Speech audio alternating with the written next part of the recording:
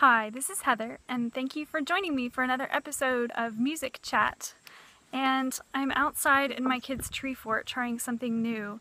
So if I'm slapping the bugs, they're real. Okay, so I wanted to say I'm overwhelmed by the positive responses that I've had to my first several videos that I put up.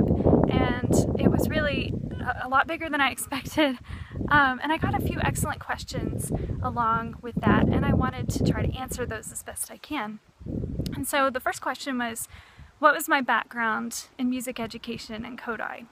So I have a bachelor's degree in choral and music education, and when I was getting my education, I spent quite a bit of time as a member of a local Kodály chapter, and it was for educators in the Indianapolis area, and I was able to attend a lot of workshops with some really excellent clinicians, so I really gathered a lot of information that way and in my college degree.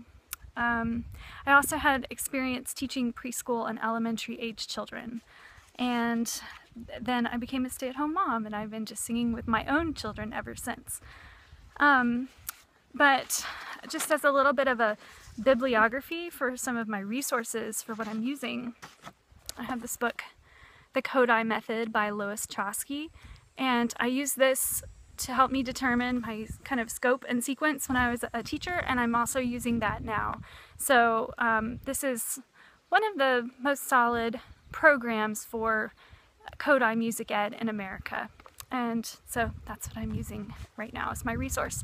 Also, most of you, I believe, are coming from the homeschooling community that we are a part of. We are Charlotte Mason style homeschoolers, and we use a program that is called Ambleside Online.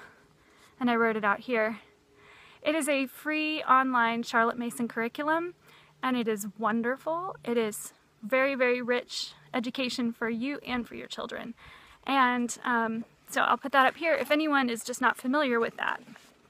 So Charlotte Mason, in her writings, she advocated using children learning solfa, and so that's the main reason that I'm putting these videos together, because it's a good part of children learning music literacy, and so they can learn how to sing at sight. And so my Charlotte Mason resources, I am going through her original works right now, so I'm not going to just claim to be an expert by any means, but I'm reading her actual words where she doesn't have a lot to say about music, but I'm trying to take and use what she did say. And then a recently published book, this is called A Touch of the Infinite by Megan Hoyt, and this explains a lot. It's mostly about composer study or listening skills, but it does also cover what she actually did in her schools in England. And so I'm using some information from that too to try to structure what I'm doing. Okay, so yes, and then some of the things that I'm going to do, I probably just assimilated from somewhere. I probably saw a teacher do it somewhere, or just I tend to be kind of spontaneous.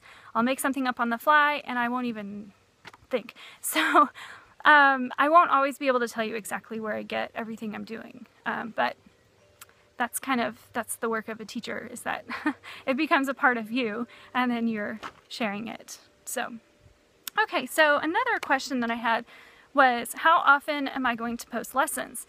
And if you've been waiting for these couple weeks, wondering, I apologize for that. Maybe I should have been clear up front. So I plan to do these solfa lessons weekly with my children. We are year-round homeschoolers, so we have that, but we do take breaks from time to time. Things come up, so that it may not be religiously every week. I can guarantee you it won't, actually.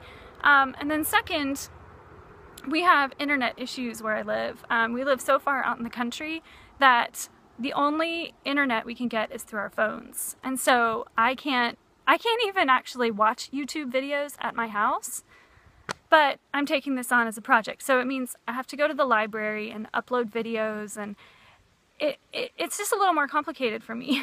And so we really hope and pray that technology will catch up so we can have high-speed internet out where we live. But in the meantime, I'm planning to upload, I'm hoping at least once a month to go to the library and upload a batch of some videos. So that means you'll probably be getting a lot at once, but you know, try to space it out at your own pace. Okay, let's see, and I also had a question about what are intervals, and I realized I was referring to that, but I didn't explain it very well. Okay, so intervals are the spaces between the notes, and so we're going to sharpen our minds and our ears to be able to hear and identify them, and then to be able to sing them back when we see them. And so, just as an example, probably many of you are familiar with the hymn, Holy, Holy, Holy. Yeah, it's windy out here. So, Holy, Holy, Holy begins with the interval do, do, mi, mi. So that's an interval, the space between the note. Do, do, mi, mi, so, so, la, la, la, so, mi. Does that sound a little bit familiar? Okay, so we're learning how to read the spaces between and to recognize what those are.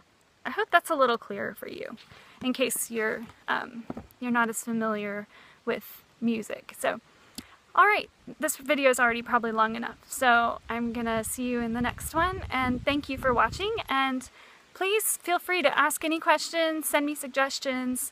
I'd love to see what I can do to help. Can't guarantee it, but I'll do my best.